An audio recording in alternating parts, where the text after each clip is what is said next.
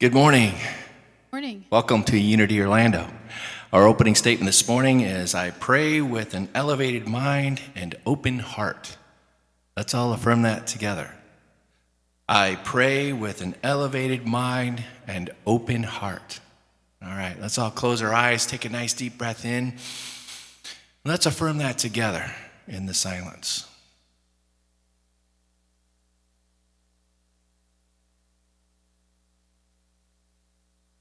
And so it is. Now, if you'd like to stand and help us sing our joy song this morning, it is called I'm About to Shine.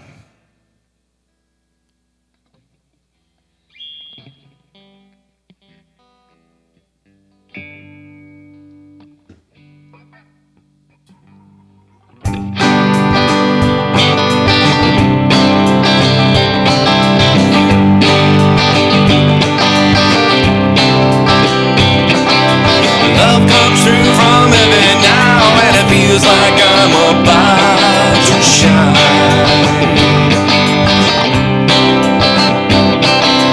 Love comes through from heaven now, and it feels like I'm about to shine.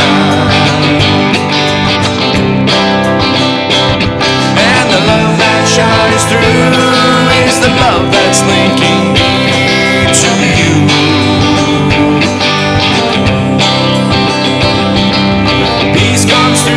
Heaven now, and it feels like I'm about to shine. Peace comes through from heaven now, and it feels like I'm about to shine.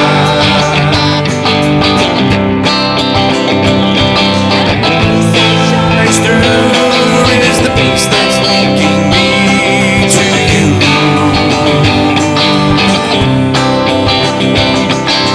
Joy comes through from heaven now, and it feels like I'm about to shine.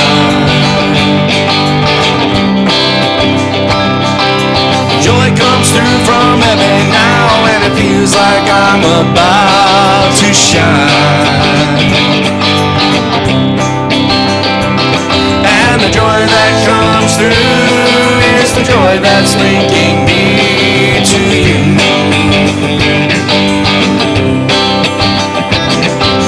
Light comes through from heaven now, and it feels like I'm about to shine.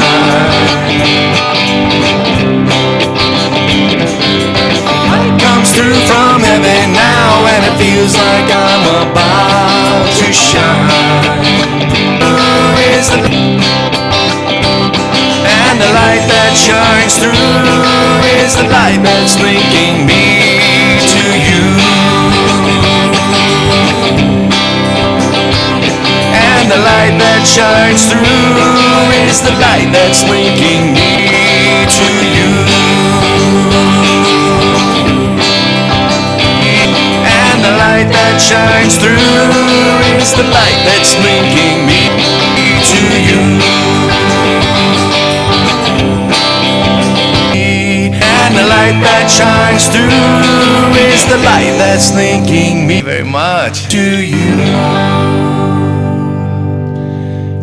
Thank you. You may be seated. Good morning, Unity Orlando. How is everybody today? Awesome to see your beautiful, shining faces. I'm Susan Francis. I'm your platform speaker today. Do we have any guests for the first time here? Yes, welcome. We're glad you're here. Hopefully you got a welcome packet. So happy to see you and all of our family here. I'm glad you're here for this beautiful Sunday morning.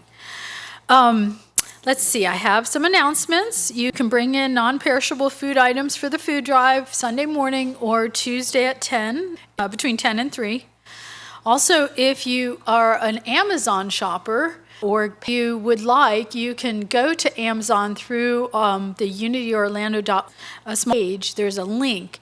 And you can help the church by doing this if your percentage of your order will be donated to the church. So And you want to, through Amazon, do that. If you have an Amazon Smile account, was Unity Church, change your giving to us, you can find it under our old name, which was Unity Church of Christianity. Also, midweek prayer and meditation with Reverend Ronnie and myself is on Facebook at 4:30, the first and third Wednesday of the month. We just had it last week, so it'll be in a couple more weeks. But you can replay them on the Facebook page or on our website. Navigating A Course in Miracles with Reverend Ronnie and Paul Kenny meets by Zoom every Wednesday evening at 7. And if you are interested in attending and have never done that, please contact Ronnie and she'll send you a Zoom link. It's all via Zoom. Also, the Unity Men's Group meets every Wednesday at 4 p.m. at Starbucks Park and 436N Hal Branch over in Winter Park. Also, they meet on the third Sunday of each month in the Courtyard Classroom, which is right hall on the outside. The Soul Group meets every this fourth Friday of the month in Meyer Hall. So that'll be coming up this month. Also, a reminder that chaplains are here to pray with you. So if you need prayer after service, please see one of them. I am a chaplain. I see several in the congregation today. I see Joy and I see Rhonda. I see Amira. I feel like the romper room lady, for anybody who remembers that, with the little my name. And I always wanted her to say my name. It's like, call me. I had to, but she never did. Oh, well. Anyway, I'm sorry. Anyway, I'm sorry. Back in my childhood. I'm actually tearing up now. But, as you, just kidding. Reverend Bob's lesson this morning is God will provide. But, as you all know, I have a little story to tell you about a little boy who went to confession in the Catholic Church. So he went into the confessional booth and he said, "Bless me, Father, for I have sinned. I've been with a loose girl." The priest asked, "Is that you, little Joey Pagano?" The father, he says, "Yes, Father, it is." "And who was the girl you were with?" "I can't tell you, Father. I don't want to ruin her reputation." And the priest said, "Well, Joey, I'm sure to find out her name sooner or later, so you may as well tell me. Was it Tina Minetti?" "I cannot say." "Was it Teresa Mazzarelli?" "I'll never." "Was it Nina Capelli?" "I'm sorry, but I cannot name her." "Was it Rosa Kathy Piriano?" "My lips are sealed, Father." "Was it in frustration?" "Angelo, then?" "Please, Father, I cannot tell you." The priest sighed.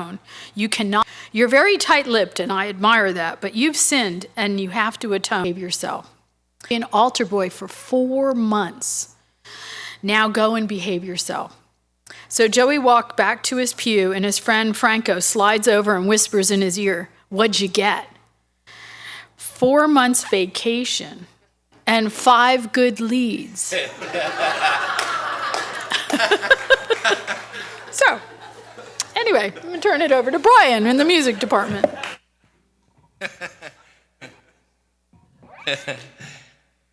That one took me by surprise earlier, for sure. Here's a song called Spirit Free.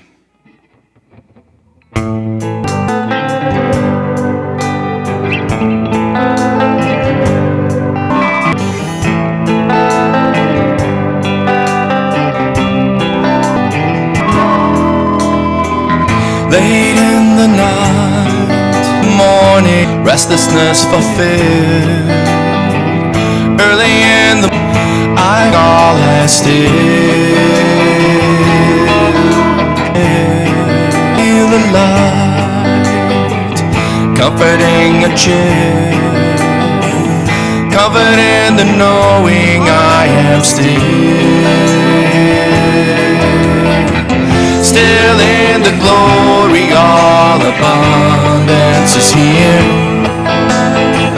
Still in the glory, have no fear. I hear the stillness call silence out to me. Right here within me I can be. Spirit set me free.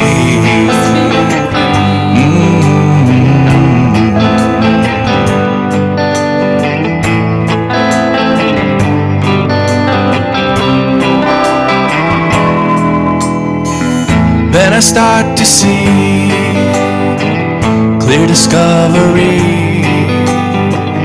Prosperity returns back to me. Still in the glory, all abundance is here.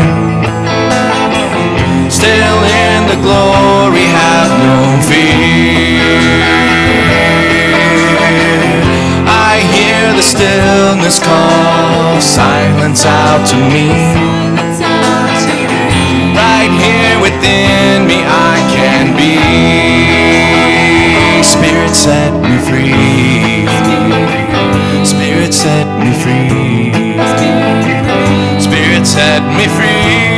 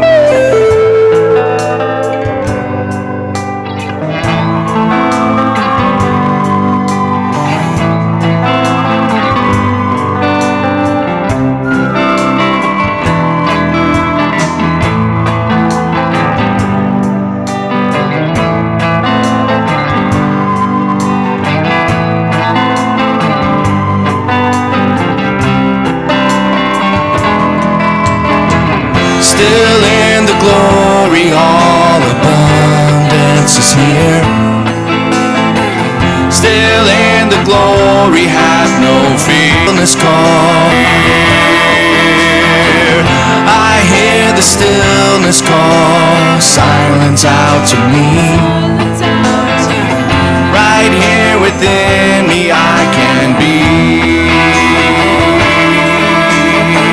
Still in the glory, all abundance is here. Still in the glory, have no fear. Silence here. I hear the stillness call. Sign me, I come to me.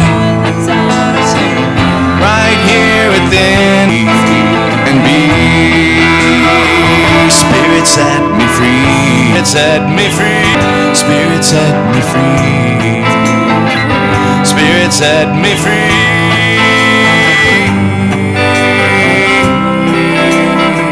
Spirit set me free. Spirit set me free. Spirit set me free.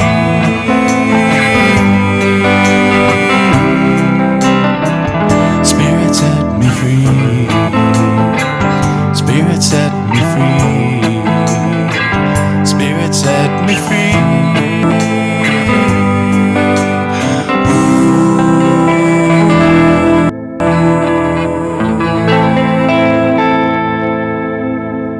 Beautiful. That was beautiful. And it was wonderful. Thank you, Brian, Susan, Carolyn, Peter. Well,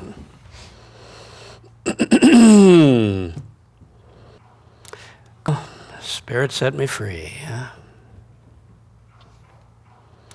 Gorgeous day out there today, isn't it?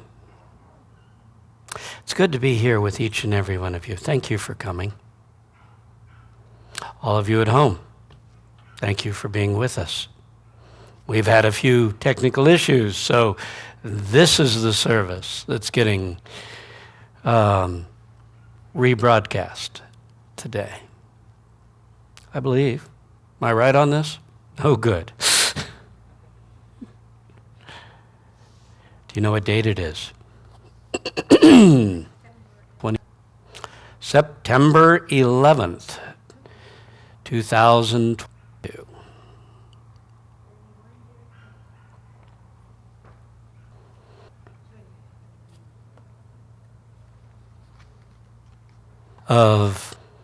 Well, this is the 21st anniversary then. I don't know about you. that tragedy, that the 9/11 tragedy, but I watched it on TV. I imagine everybody who's old enough did. It's funny. Things happen. The world goes on. But I thought that when we are here on this 21st anniversary of that 9/11 tragedy, that what we with us to do was to explore our faith in the realization that God is and God will take care of us. That's what we want to strengthen today. Do you have that knowing? Do you know that God's going to take care of you? Didn't tell this story, Okay, speaking with the player, I once was speaking with a friend on the phone, and she said, I have a question for you as a guy. How do you trap a man? Wow. I was like, that's wrong on so many levels.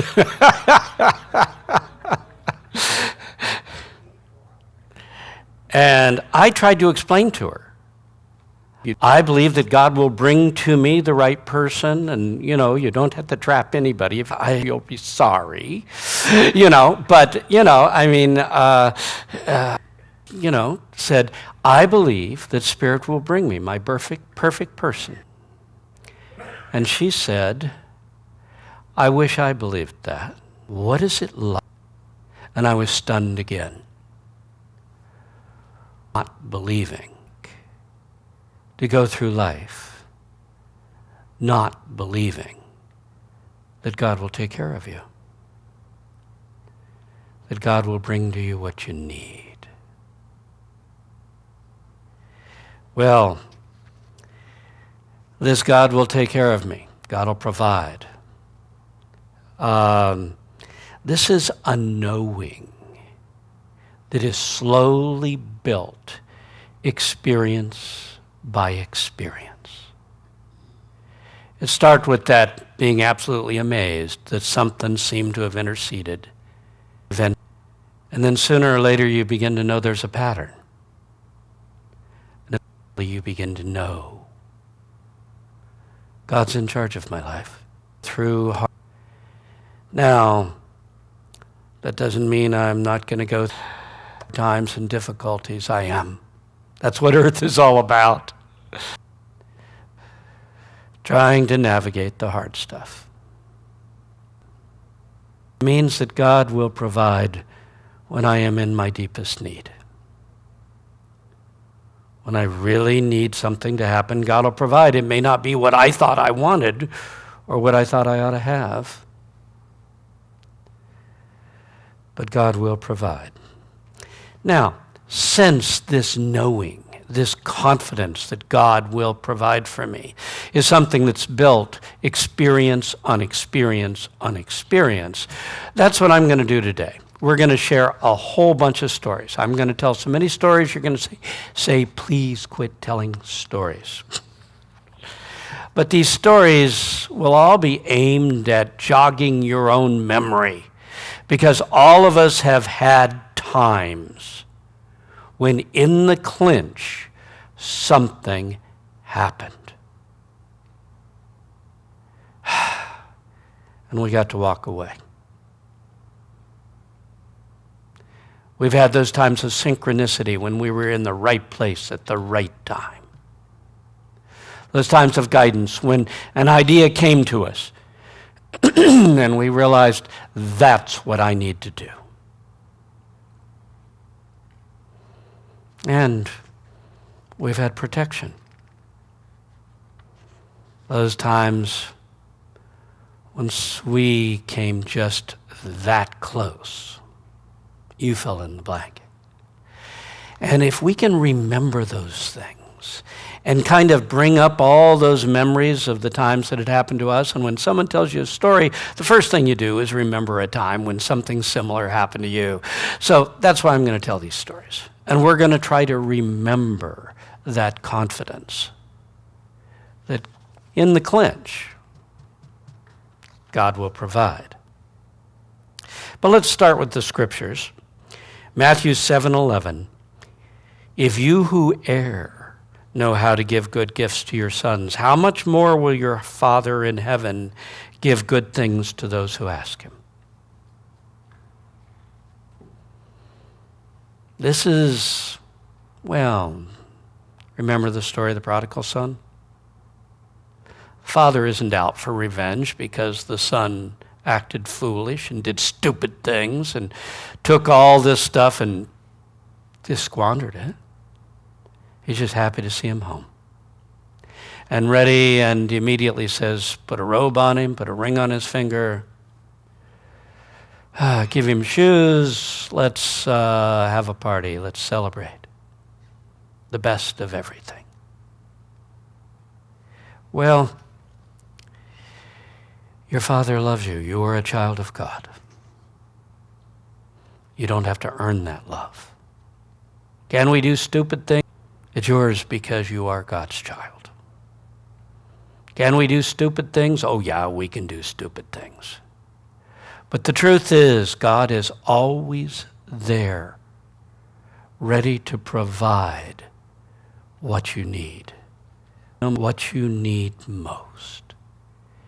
You say, well, life doesn't always bear that out. I say, yeah. Well, the son. Remember the story of the prodigal son? There wasn't a thing the father could do, and went off and messed around in the far kingdom. The father. Only when he decided to turn back and put his attention back on ready to provide for you. So in the end, God is ready to provide for you what you need. On the other hand, there is one person that can get in your way, and it is yourself.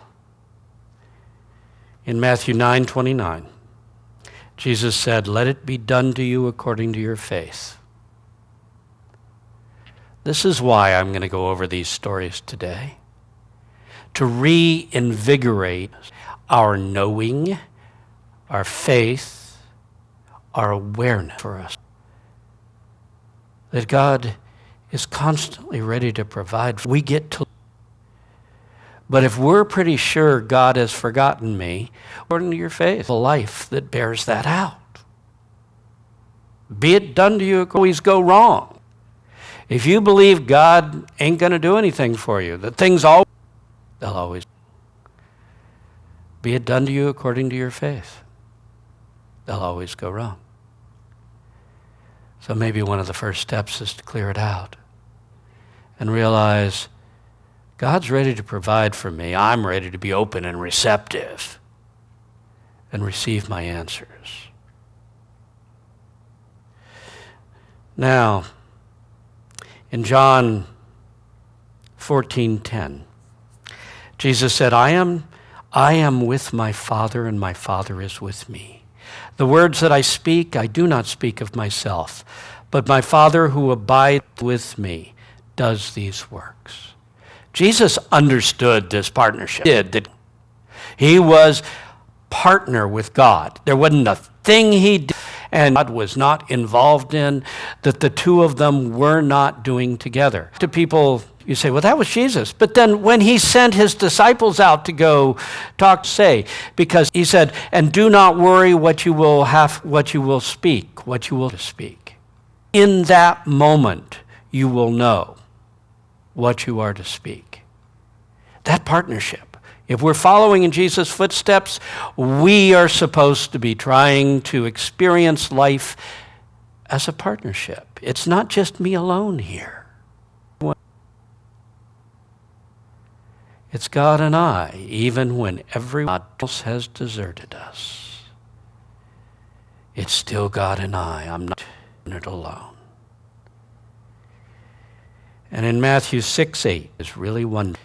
Jesus said, your Father knows your needs before you ask.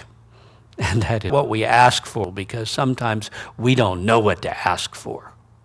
If we got, we would make our lives truly miserable.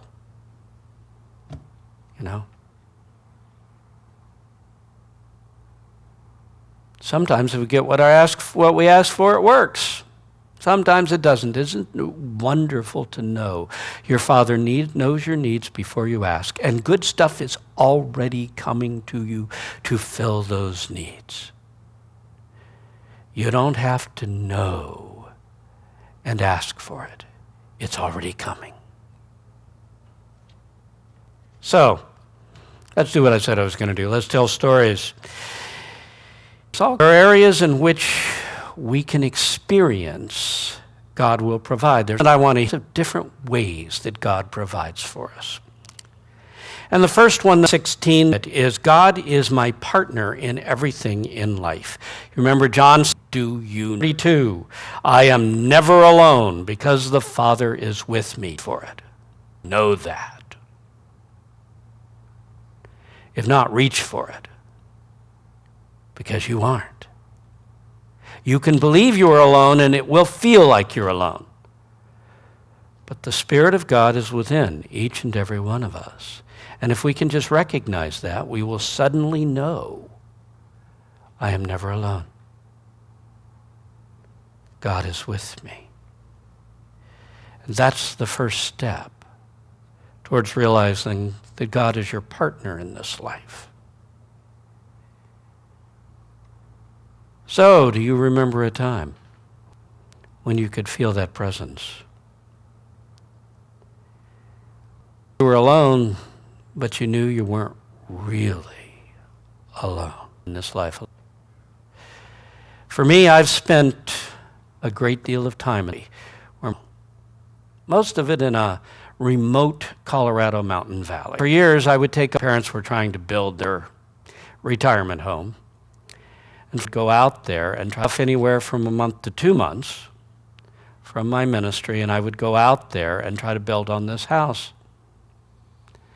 And so 2 months at a shot, I put in years on that property with no one around.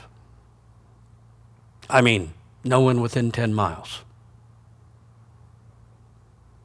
So we're talking no people. And people would say, don't you get lonely? And I'd say, surprisingly enough, I don't. I mean, number one, when the people disappear out of your life, you're thrown back upon that spirit that you can feel within that is your partner. Feeling that spirit that hears your every thought and knows your every feeling and is going through it all with you. And so every year in that solitude, I considered it a real luxury to be able to have that much solitude and spend that much time solidifying my relationship with the Spirit within. And there's another aspect. When there are not a lot of people around you, you know, Spirit's moving through all of life, and all of life comes alive, and you feel yourself communing with the animals, the plants, the wind, the sun, and even the land, the valley itself. You can feel the life in it, and it becomes your friend.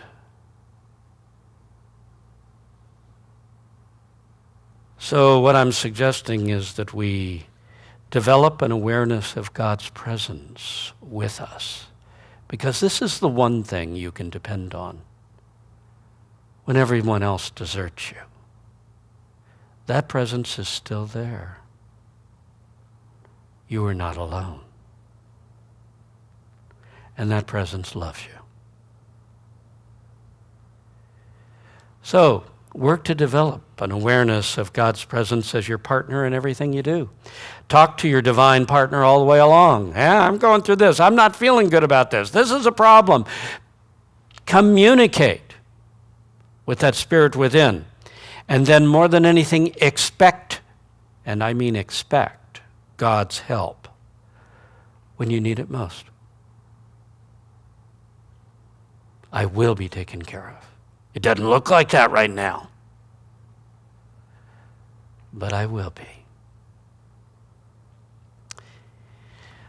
The second aspect could be defined like this.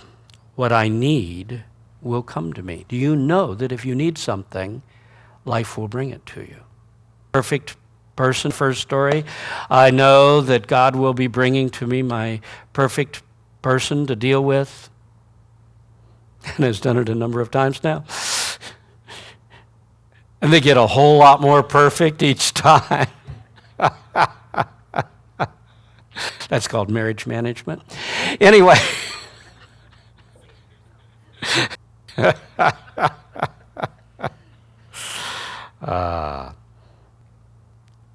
And my friend who said, I wish I believed that. You believe. Do you wish that what you need will come to you? Or do you know it? When I wait for, there's the difference.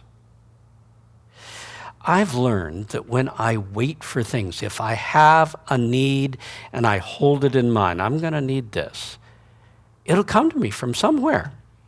Even common things around the house, whatever. If you know you need something, it'll come. One of the prosperity teachers tells a story of back in the age of typewriters before computers. Person needed a typewriter, and they put out, I need a typewriter. And they held it in mind and prayed for it for, up in 2 weeks, and then all of a sudden a typewriter showed up. A couple of days later, another typewriter showed up. Later, another typewriter showed up. And finally, they said, stop, God, stop. This is not the Sorcerer's Apprentice going on here, with all the mops multiplying. It'll come to you.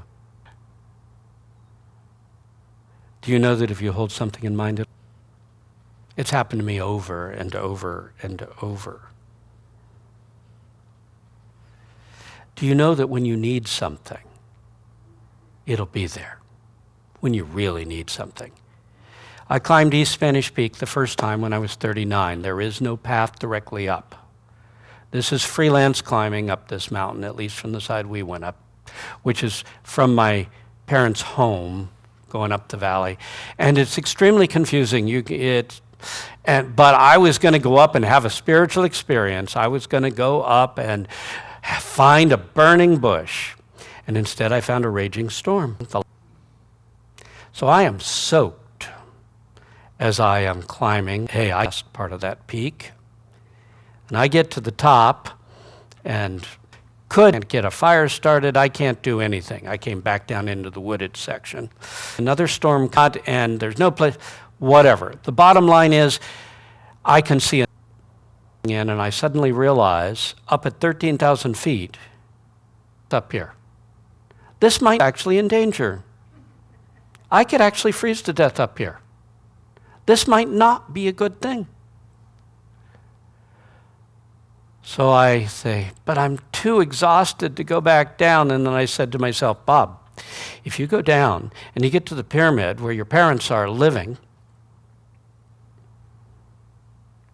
you can have a hot meal and a hot bath.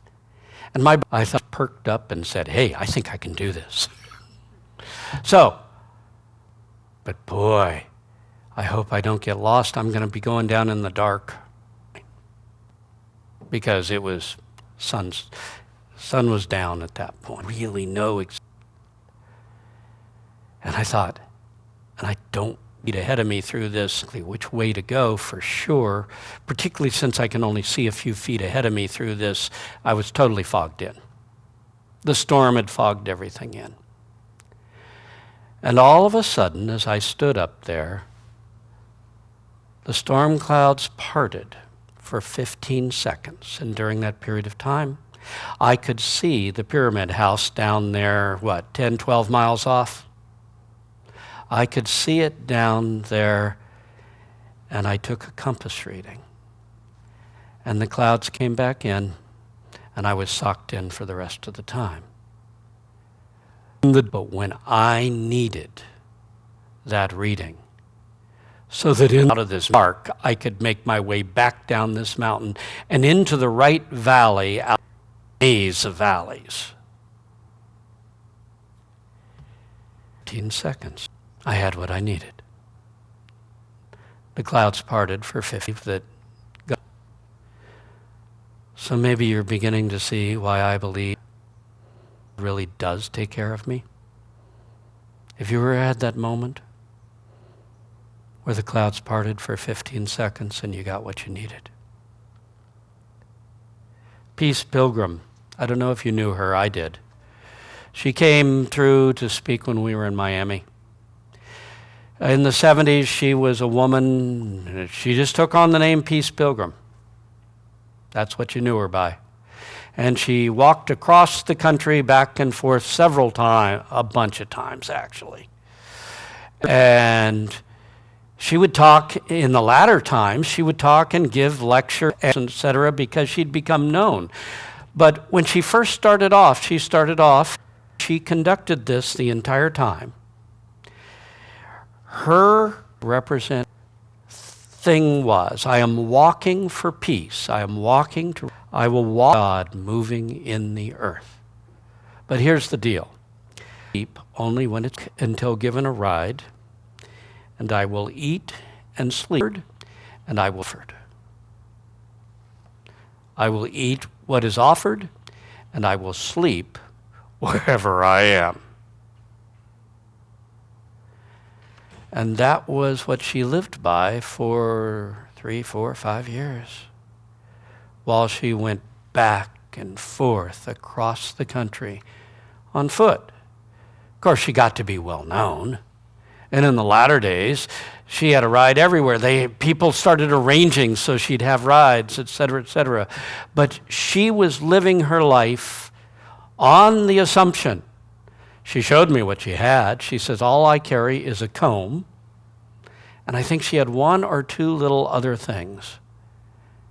And she said, that's all I carry with me. I depend upon God to provide. Wow. We need a little bit of that. We need to know that God will provide for us when we need it. So I want you to practice having confidence that what you need will come to you. You got to practice the confidence. What I need will come to me. It will. The third aspect where we need to know that God will provide is I am protected. We need you to know you are protected as you move through life. As I said earlier, it doesn't mean you won't hit pain and suffering. You will. We all do. It's what teaches us. It's what trains us. But how often have you been right at the edge of a cliff and you didn't go over? Somehow, at the last minute, you were pulled back. I don't know. I've had so many times in my life, it's ridiculous. I came to believe that God wasn't going to let me die because I've done an amazing number of stupid things that took me right to the edge of the cliff. One of them I'll share with you was happened in that Colorado Valley. Learned a lot in that Colorado Valley. I was there one year. I was working inside and trying to finish up stuff. I was trying to get that house finished so they could retire there. And I'd go out on the porch and take a break. And when I did, every once in a while I realized that when the wind shifted from a certain way, there was a horrible stench. Something very large and very dead was about 200 yards. And it was probably a dead. And I finally figured out it had to be down in the ravine down there. And it was probably a dead cow because there was a rancher who used to run cattle. They'd run above and below our property, so that meant they walked through our property. But in any case, I thought, okay, I want to see that dead cow, see if it's laying in the stream or off to the side. I want to see what we're up against. I walked, So I got up, got off the porch, up the down, went across the dam, which is a little bit of a distance, and then up 200 yards, driveway, which is quite steep, up to the dirt road and down the dirt road about. And I'm by myself, so being rather quiet. and I'm kind of enjoying being quiet. Later, I discovered that that desire to be quiet was definitely divine inspiration. I got to where I thought the dead cow was. I could see it down, no, I couldn't see it, but I could smell it coming out of that area down in the ravine. And it was covered in a layer of leaves. You know, there were leaves on trees, and bushes were kind of, the trees had just had a thin layer of leaves over it. I knew right beyond those leaves was a dead cow. So I slowly and quietly made my way down. The only way into here was down this really steep ravine. And evidently, real slowly, which didn't kick any rocks off or anything all the way down. I just took my time, and like me, I often don't take my time. And I got down to the bottom, and I'm slowly approaching where this is, and I realized that just beyond this thin layer of leaves must be that dead cow, and there's this one opening in the leaves, and I'm looking through, and I go, wow, that is amazingly healthy fur for something that smells this bad. And then I saw the fur move. And then I heard the ripping of flesh. And I realized I am now 15 foot away from a feeding bear. And the only thing between me is a thin layer of tree leaves. My heart is beating. Now I stood there a moment, and then I thought, I really need to get out of here because it's so loud. I believe the bear is going to hear it. And I thought, and my only exit was right back up that steep ravine. I'm dead. If I knock a rock loose on my way up, I'm dead. Somehow I made it to the top. Totally quiet, step by step, walked down, came up on the porch, and as I got up there, I saw the bear come out of the ravine and go across the valley. It was a half-grown bear, and I thought, well, at least it wasn't a full-size bear, but it probably still could have done a job on me. And I saw Mom follow it.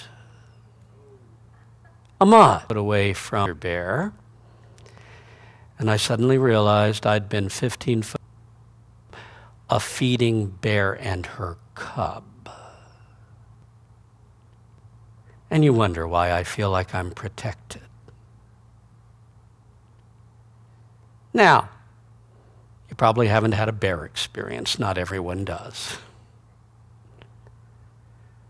But I know you've had a time when you felt protected. And I want you to bring up that memory.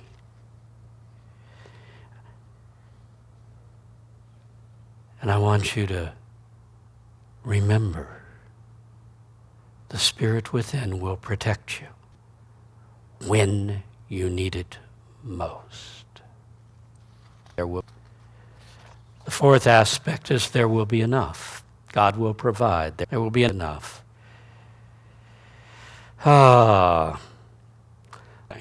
Money. That one's a big one, isn't it? Actually, it applies to everything. Love, money, opportunities.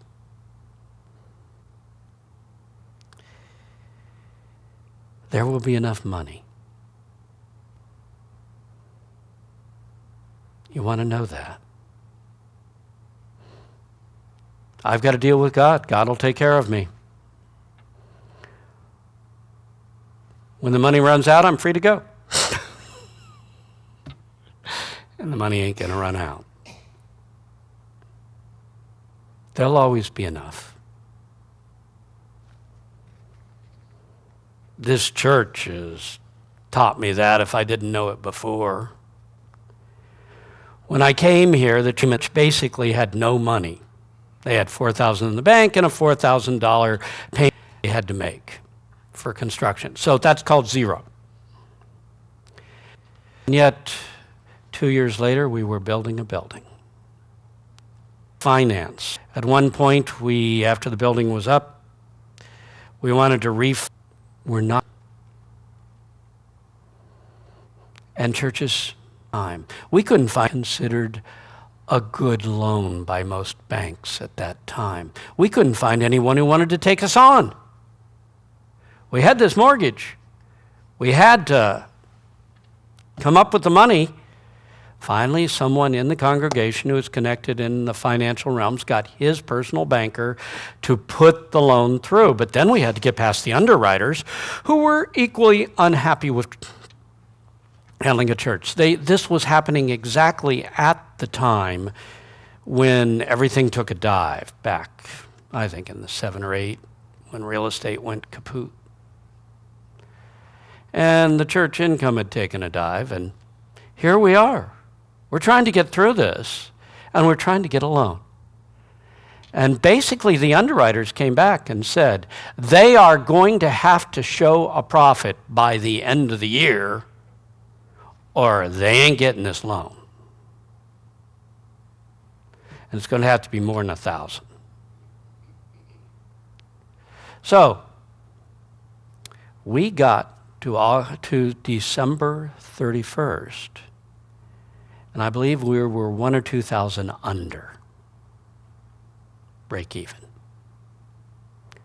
But on December 31st, a PayPal contribution came in from someone whose name we did not recognize, who had never come to this church, for $10,000. And the underwriters grudgingly agreed to give us the loan. Now, it's been a great loan for them, and we told them it would be. But $10,000 came out of nowhere. Came out of somewhere. But not a place we could have figured on. There was enough.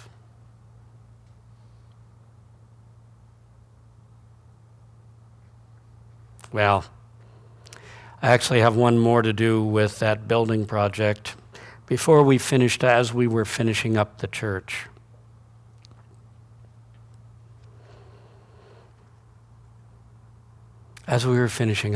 we still had several projects that were separate from the original loan that had to be taken care of. They included the pews, they included the sidewalks, they included the roof over the back, and so forth. All of that was separate. And it was a considerable expense. And the money just wasn't coming in. And finally, I had to go to the board meeting and say, somehow we got it wrong. Until right, the money would have come. So, until I get confirmation we're on the right path, we need to bring everything to a stop. We're just not going to finish up. We're not going to replace the pews. We're not going to put in the sidewalk. We're not going to do any of this. We're just stop right here. And the board at that time decided they were going to pray, and they remembered the movie. Our prayer will be, show me. Show me the money. And it was like, God doing it. Show us the money. You show us the money, we'll finish the church. Until then, we ain't in 2 weeks. We got to stop. And within a man came in who had never done this before and has never done it since. $1,000. Gave us 2 separate checks a week apart, one for $24,000 and one for $36,000. And I said, finish the church. And they said, yeah.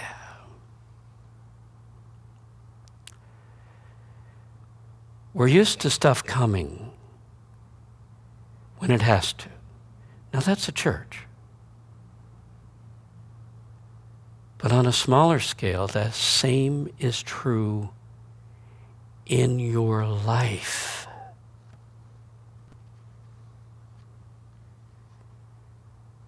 Practice knowing. Weren't there times in your life when you were sure there would be enough? When you don't know how you lived on what you had? You need to know. And yet you did. there's going to be enough. The fifth category is idea job to inspire you, and it's ideas come when I need them. This is part of the partners. You got to know to keep you going. You got to know that if you just wait expectantly, eventually an idea of what you need to do will come to you. And if you practice, you get to where this really does work on a regular basis. Some will remember my story of Jane back in the 70s when I was in Miami. Excellent young woman, a young woman who was an excellent executive secretary, administrative assistant type thing. She was without a job. Something had happened, and knew there was a job, and things had changed, and she'd had to move on. And she knew at Jordan Marsh, she'd been told there were some secretarial jobs down there. I need to go down today. But she didn't feel really led to go down, and one morning she woke up and went, I need to go down today, this morning. And she went down and she went to HR, and HR told her, they said, the jobs you were interested in have been filled. And as she turned to leave, they said, wait a second, there is actually one more job, and your resume looks pretty good. So there is another job, and I will send you an interview for that. And she came out of that interview hired as the executive secretary to the president, Jordan Marsh. And HR told her, if you'd yesterday, we wouldn't have known this position was available. If you'd come tomorrow, it would have been filled from within. That idea, sometimes getting that you need to do something is how God takes care of you. And you say, oh, but does that really work? I mean, can you get what can you get? And I've known this for a very long time, that if you quiet your mind just right, information will come. I've known it since high school. Because in high school, I was in English class, been assigned to read a book, which of course I did not. And there was a pop quiz over the first 100 pages in the book that I was supposed to have read. I was supposed to have read that first 100 pages. There were 10 questions. As soon as he said there's a pop quiz, I went, well, I'm dead in the water. Of what this, I have no idea. I basically know the one-liner, so it's about. That's it. I decided, what is intriguing is I decided, since it's totally a lost cause, I'm just going to write down the first thing that pops into my mind every time they ask a question. They ask a question, whatever comes to mind, I'm writing it. At the end, we traded papers, and I got 100% on a test over 100 pages in a book I hadn't read. Well, I didn't do it. But the ideas came through. If you can quiet yourself, they will come through. Can you remember times in your life when you got guidance of some sort and it carried you forward? 6 is a door will open for me when everything closes out on me. Sometimes this is why we pray, Father, this or something greater, because you have to know there's something greater. The door that closes. And we have to know there's something greater waiting, and another door will open. I've told in the past the story of Lindsay and her job when she first went to San Antonio. And she was called in for an interview for this job that sounded like her perfect job. She thought the interview went well. She thought she had it. She was one of 3 out of 80 that were chosen to interview. And in the end, she didn't get the job. One of the other girls did. She was devastated. She was sure God had led her to this job, but no. But isn't our prayer, God, this or something greater? So immediately she put out resumes, and she put out her resumes to all over the place, and this place, one of the local agencies called her and had her out. She came back and says, I don't know whether I got that job. It was too easy. They didn't ask me any hard questions, and da-da-da-da-da-da, and she says, I don't know. They called her. And in the end, that was her perfect position. And of course, later, the girl who did get the first job called her up and said, you dodged a bullet. That was an amazingly toxic working environment. This God or something greater. Are you willing to trust that God is going to lead you where you need to go? When I first, in Fort Pierce, decided maybe it was time to move on and I would take a larger church, I interviewed a phone interview for Washington, D.C. I thought, I don't really want to go to Washington, D.C., but my agreement with God is that I'll explore all possibilities. We got on the phone and he said, I'm the one who's interviewing you by phone because I'm the only one who decided I didn't like your application. The rest of them thought you were wonderful, so they let me call you. You can guess how that interview went. He had a lot of stuff going that had gone on in his business and in his personal that got put on me. In the end, I got off the phone and says, well, we aren't going to D.C. That's clear. And then Orlando opened, and I had 3 separate people come to me and say, you need to go to Orlando. And I listened. And it was the best decision of my career. This has been my church.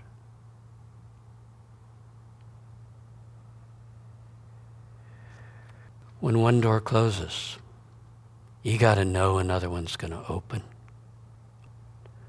Whether we're talking jobs, relationships, can you remember opportunities? Remember times in your life when a new door opened, the confidence, those memories all added together become the flow of with which you can go forward. So let's just do the last one. The flow of Spirit in my life is always carrying me to my highest good. You want to realize I'm being led by divine order. Have you not had those times of synchronicity when you were in the right place at the right time? My son Josh travels the world sometimes, well, periodically, it's part of his job, to do inspections for the FDA. Nice. And sometimes he goes to difficult places, and sometimes he goes to real. He says he was in Costa Rica, okay? And he thought, I want to go out and see this volcano. And it was just nice to do whatever's in the territory, wherever he is. And he went to the top, and they had to come back fogged over. Total fogged over. They only had so much time up there, and the fog in his session, and they're kind of disappointed. And then in the last 10 minutes, the fog became less and less, and finally dissipated. And he said you could see down into the volcano, and there was a whole ecology down there. It was amazing. And when he got down, one of the local guides who was down there handling things at the bottom said, well, did you get to see anything? He says, yeah. He says, for the last 10 minutes, the mist cleared, and I could see directly down into it. And he says, and the guide said, you're lucky. I've been up there 5, 6, 7 times. I have never seen anything but the mist. Josh was in the right place, the right time. Points in your life to receive his good. And so were you at different, how many times? The right place at the right times.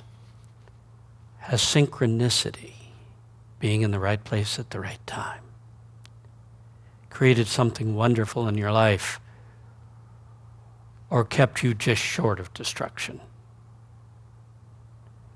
And either way, we need to learn to trust that Spirit is constantly taking us to one highest good. Spirit, for you, your highest good. And life, whether you realize it or not, yourself is tugging you upward. So image all the good that's coming in the midst of the flow of God's good, ready to receive all kind of good is God for me. Hold that image in your mind, that all kind of good is flowing to you right now. And then go to another one, a little higher level, in which you realize that that flow is actually carrying you. It is a current, like a huge river, and you are constantly being carried toward your highest good. Sometimes struggling, sometimes handling it well, sometimes seeing how blessed you are. But that current of life, if you can feel it, is constantly, subtly carrying you higher every year and higher with every day, with every week, with every month, with every provider. So, conclusion, if you know that God will amazing whatever you truly need in life, if you know that, and things will happen. So realize only bringing you what you need. Be truly grateful that God is not only bringing you what you need, but also bringing you all kinds of wonderful things, wonderful experiences, things you don't even know to ask for. The Father knows your needs before you ask. And all manner of goodness awaits us in this life if we have the faith to know God will provide. God will take care of me. Let's close our eyes. And from you now, feel that presence of God within. Go into your heart. And there at the center of your being, hear the call, be still, and know that I am God. Still. Be still. And know that I am the presence that hears your every thought, feels your every feeling, goes through it all with you. You were never alone, for the Father is always with you. The Spirit is right there within you. It is your partner in this life. So consciously reach out and include the partner in everything.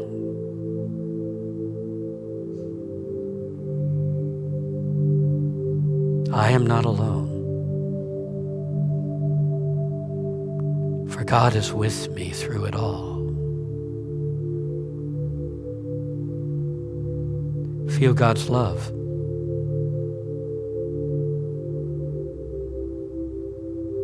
You are the beloved child of God. And know without a doubt, good things are coming to you. I am always provided for. I am protected.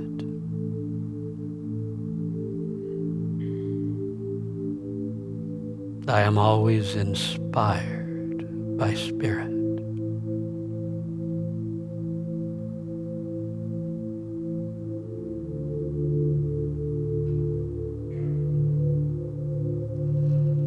And image yourself now standing in the midst of the flow of God's good.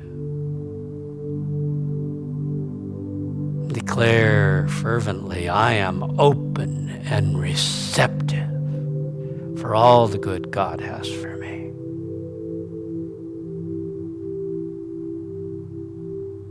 And feel the goodness, the wonderful surprises around every corner of life.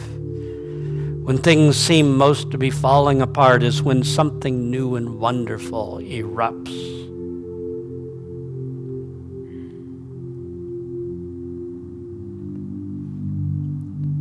And feel that flow of life carrying you down this road of life, but ever lifting you higher and higher toward your greatest good. Thank you, Father. Thank you for always being with me, for preparing the way before me, and for bringing into my life what I need. Thank you, Father, for loving me, for being my partner through everything. Amen.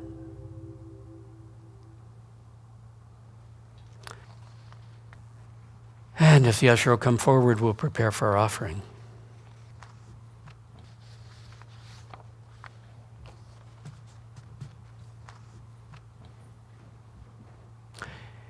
If you're at home,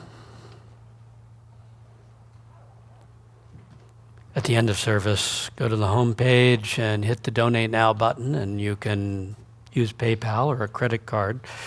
You can pull off our address and send us a check, or you can call the office and arrange for regular offerings. Your support is why we're still here, and we are eternally grateful. If you're here, thank you for being brave enough to come out in person. It's beginning to look a little bit like a church again. A little bit. Bless us our offering together. Divine love through me, all the good and multiplies, all the good I am and have. Amen. I give and receive. Thank you, God. Amen.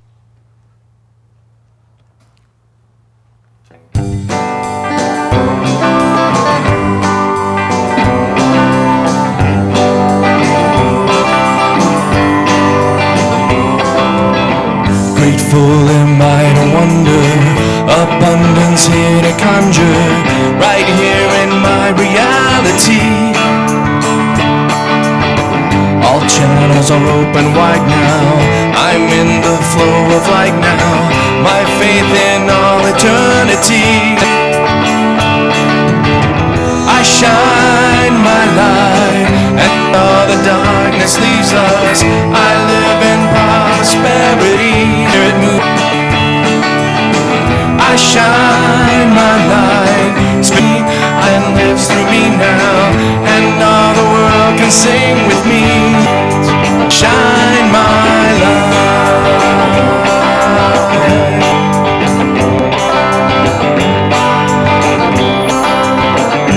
Knowing spirit guided, grateful am I to wonder, all-knowing spirit guidance, right here in my reality. All channels are open wide now, I'm in the flow of light now, my faith in all eternity. I shine my light, and all the darkness leaves us. I shine prosperity. I shine the world, my light. Spirit lives and moves through me now, and all can sing with me. I shine my light.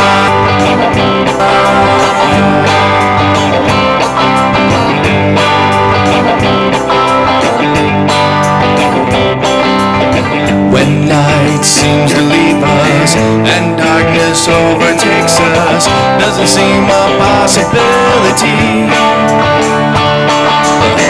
Our channels are open wide now. We're in the flow of light now, with all the faith eternity.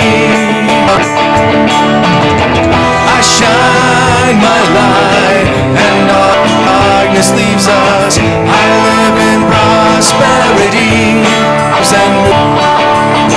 I shine my light, Spirit live, I shine through me now, and all the world can sing with me. In my life.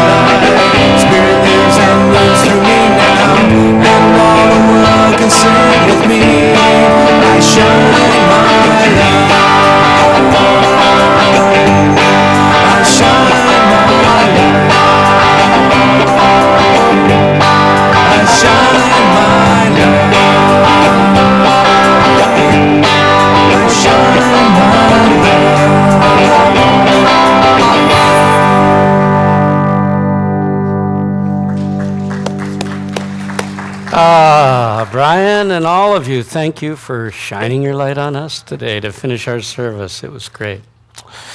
Thank you all for bearing with me. Thank you for being here, for being Unity Orlando. Deeply appreciative of each and every one of you. Next week, Paul Kenny will be speaking, and his subject will be living outside in or inside out. I'm going to tell you how to turn your life inside out, right? You're definitely going to want to be here. Paul is always wonderful. He always has wonderful stories. You'll enjoy it. Please be here next Sunday. Let's all rise, and we're going to bless the whole world with the prayer of protection. Together, the light of God surrounds us. The love of God enfolds us. The power of God protects us. And the presence of God watches over us. Wherever we are, God is, and all is well. God bless you all. Have a wonderful week.